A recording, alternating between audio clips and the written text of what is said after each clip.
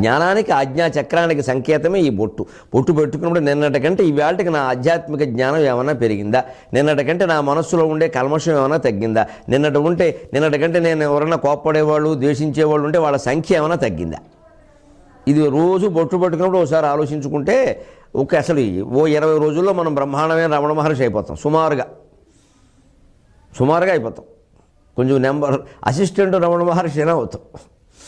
క్రమంగా అలా పెంచుకోవాలండి జ్ఞానాన్ని. అప్పుడు అలా చేసుకుని చూద్దామండి, మనస్సు ఎంత ప్రశాంతంగా ఉంటుంది. శత్రుత్వాలు తగ్గిపోతే ఇంకేముంది. ఇంత యుద్ధం చేస్తున్న ధర్మరాజు కంగారు పడలేదు, ఎందుకంటే యుధిష్ఠిరుడు అజాత శత్రువు. అలా అవకాశాలు వస్తాయి, జారిపోతాయి.